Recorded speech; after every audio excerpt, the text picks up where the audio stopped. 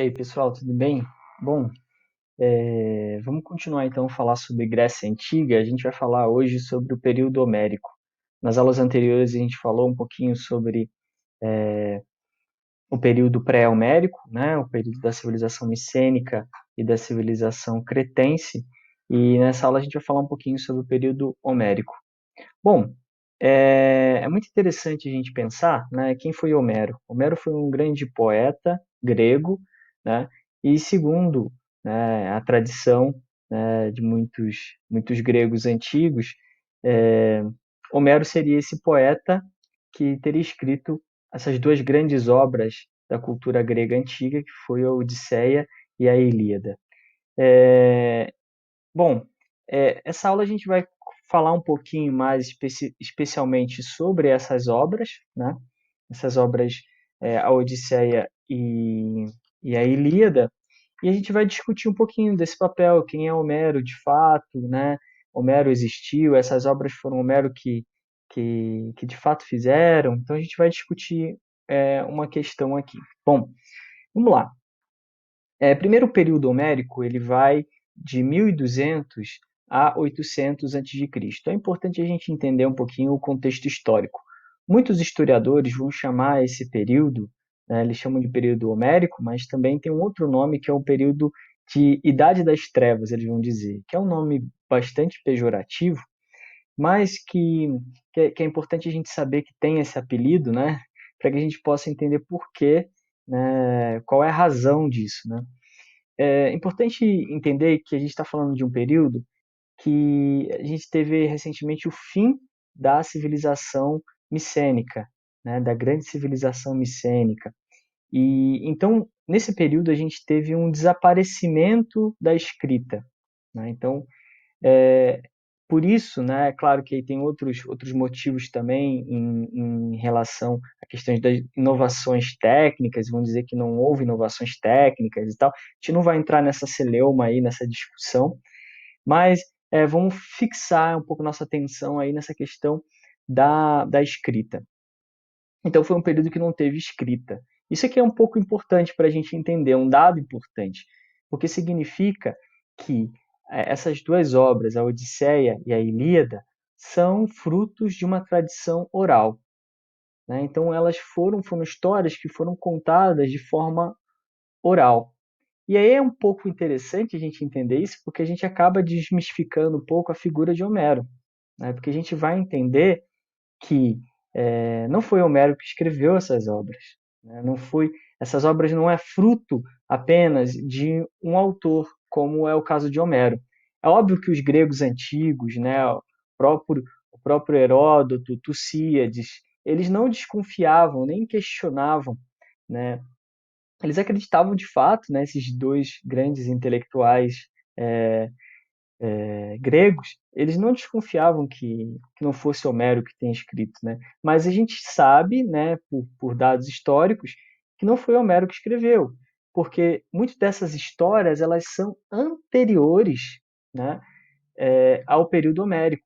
Elas vão resgatar um pouco a sociedade micênica, né? Então, uma sociedade anterior ao período de Homero, né?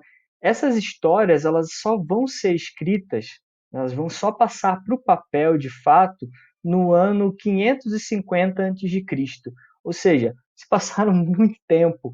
Então você imagina, eram histórias que eram contadas de geração a geração.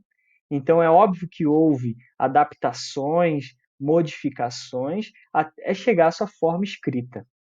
Mas isso vai tornar inválido essa grande obra? Não. Essas duas obras vão ter uma grande contribuição para a história. Vocês vão perceber, né, que através do estudo, da análise dessas duas grandes obras, os historiadores conseguem ali conhecer um pouco é, da civilização grega, seja ela antes de Homero, seja depois de Homero. Tá? Então, essa é a primeira introdução importante para a gente discutir um pouquinho quem é Homero. Então, a gente já aqui entendeu, né, que existe essa figura de Homero, inclusive eu coloquei essa imagem de Homero no centro, contando, né, aqui no caso esse quadro essa obra está destacando aqui Homero contando, provavelmente narrando essas histórias, né, a Ilíada e a Odisseia, e as pessoas ouvindo, né? Mas é apenas uma representação, tudo bem? Bom, agora a gente vai passar para o segundo ponto da nossa aula, que a gente vai falar um pouquinho mais especialmente sobre tanto a Ilíada quanto a Odisseia. Então vamos lá. Vamos começar então com a Ilíada, né? A palavra Ilíada vem de Ilion, que significa Troia, né? Eu coloquei esse quadro aí, inclusive, para mostrar. Então, é essa obra chamada Ilíada que narra a história da grande guerra de Troia, né? Então vamos lá, vamos entender um pouco a origem, então, dessa guerra de Troia. A gente vai falar aqui de forma mitológica, depois eu posso fazer um outro vídeo questionando se de fato Troia existiu ou não. Aí vai ser um outro vídeo, né, polêmico, né? Mas, por enquanto, eu vou narrar a história, né, para que você possa conhecer um pouco mais e se anime também a ler essa obra, né? Então, vamos lá. A origem dessa guerra, né, segundo a mitologia, tem a ver com o príncipe Paris, né, um príncipe de Troia. Né? Só para vocês saberem, Troia ficaria onde hoje é a Turquia, né? Então, Paris foi convidado por três deusas, né? Palas Atena, Hera e também Afrodite, né? Que queriam saber quem era mais bela entre as deusas e chamaram Paris para ser o juiz, né? E cada uma delas, digamos assim, né, deu uma subornada, né, para Paris, né? Hera disse assim para Paris: olha, se você me escolher como a mais bela, eu vou te dar o império da Ásia, né? Você vai ser um grande imperador da Ásia. Já a Palas Atena disse o seguinte: olha, se você me escolher, eu vou te dar sabedoria e vou te dar vitórias nas guerras, né? E Afrodite, ela apelou aqui e falou assim: olha, se você me escolher, eu vou te dar o amor da mulher mais bela do mundo, que é Helena. E aí vocês vão imaginar, né, quem Paris escolheu, né? Paris escolheu Afrodite, né? Então, foi isso. Então, esse aqui seria o início da mitologia, né, do início da guerra. Então, o que acontece? Paris, então, foi, né, a Helena era casada, né, com Menelau, que era o rei de Esparta.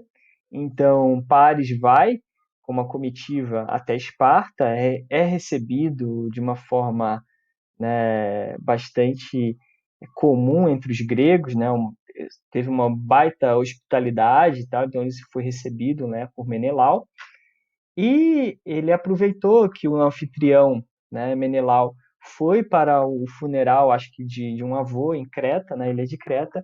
Então ele aproveitou que seu anfitrião saiu e ele seduziu e raptou Helena. Então, e ele leva para Troia, né, Helena. E aí inicia-se uma guerra, né, por causa de Helena. Então Menelau, junto, né, tem o apoio do seu irmão Agamenon, né, que era o rei de Micenas, e aí consegue a união de vários gregos e faz uma grande guerra, né? Enviam cerca, segundo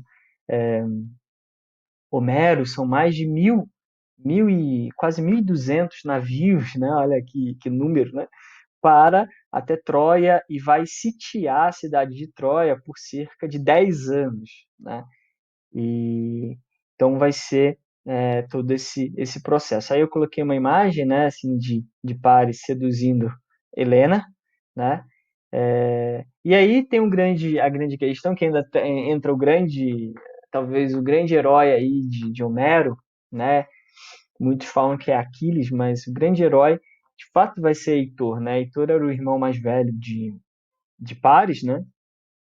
E ele que vai travar, digamos assim, nesse período que a cidade está sendo sitiada pelos gregos, ele que vai travar uma guerra, né, uma batalha ali, corpo a corpo, com Aquiles, né, um semideus.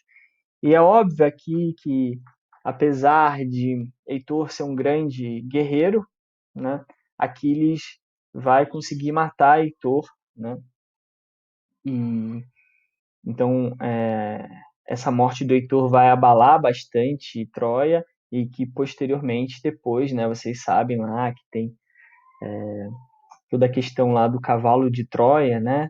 Os gregos, mesmo não depois dessa batalha com o Heitor, ganharam força, mas mesmo assim ainda não conseguiam ultrapassar as muralhas de Troia. E aí, através do cavalo de Troia, né, que a gente conhece, né, os gregos vão conseguir entrar na cidade, vai ser a queda, né, de Troia. Então, é, mais ou menos aqui, bem resumido, bem simples, né? Aqui seria um pouco a história da Ilíada, né? Então tem a figura aí do Heitor, né? O meu xará, o grande Heitor de Troia, príncipe de Troia. Bom, a segunda obra, né, que a gente falou aqui é a Odisseia, né? E é interessante que essa segunda obra ela tem uma relação com a Ilíada, né? Porque a Odisseia ela conta a história de Odisseu. Odisseu é um grego, né, um rei da cidade da ilha de Ítaca, uma ilha grega, e ele foi, né, ele fez parte desse grupo, né, que foi apoiar Menelau para fazer uma guerra contra Troia. Alguns até vão dizer que vai ser Odisseu que teve a ideia, né, do cavalo de Troia e tal. Então, claro, a gente ouve a palavra Odisseu, né? Mas também em alguns livros aparece como Ulisses, tá? Mas aí é importante saber, né? A Odisseia, o que que seria então? Seria a história, digamos assim, a aventura de Odisseu saindo de Troia depois que a guerra acabou. Ele estaria voltando para casa, para Ítaca, né? E aí foram 20 anos, digamos assim, né? Para retornar até a casa, né? Até a sua casa, né? Ele era um rei, ele tinha uma belíssima esposa, né? Que era Penélope e que estava sendo, como vocês estão vendo aí, sendo é, tentando ser conquistada por outros homens, né? Em Ítaca, e ela sempre muito resistente, sempre não querendo, né? Sempre esperando seu marido, né? Tinha até uma questão, né, que ela ia tecer eu não lembro agora se é um tapete, ia fazer alguma coisa assim, e que aí no final, se ela terminasse, né, de fazer esse trabalho manual, se Ulisses não chegasse, né, o Odisseu, ela iria então se casar novamente. Mas aí ela sempre produzia de manhã e à noite ia lá e desfazia o que ela fez, né? Então o fato é que na história Ulisses volta depois de várias aventuras, né? São inúmeras aventuras com sereias e tudo. É uma baita, a gente até usa essa expressão, né? Uma baita odisseia, uma baita aventura épica. Ele volta, né? Para sua esposa Penélope, volta para Ítaca. E aí tem um final, né? Que ele mata todas as pessoas que tentaram, né? Todos os homens que tentaram de certa forma se casar com Penélope, fazer propostas de casamento para Penélope. Bom, então de fato é isso, né? Assim, acho que um pouco esse vídeo era um pouco para discutir um pouquinho, para vocês conhecerem um pouquinho o que que é a Odisseia, o que que é a Ilíada, conhecer um pouquinho de Homero. E como eu disse no começo do vídeo, é uma obra muito importante, apesar de a gente ter discutido aqui que não foi Homero que foi o único autor, digamos assim, mas que essas duas histórias são produtos de uma tradição oral e que várias pessoas ao longo de gerações foram dando contribuições, modificações, mesmo assim são obras muito importantes para se compreender a sociedade grega, uma sociedade onde a guerra ela vai ser muito importante, onde a figura do guerreiro é muito importante. Então, tudo isso a gente vai perceber que são elementos chaves para que a gente possa entender posteriormente, em outros períodos, seja no período arcaico, no período clássico, que a gente possa entender o surgimento desses gregos, para a gente poder entender os espartanos, os atenienses. É uma obra muito importante. Tá bom? Beleza? Então é isso. Espero que você tenha gostado do vídeo. Até mais.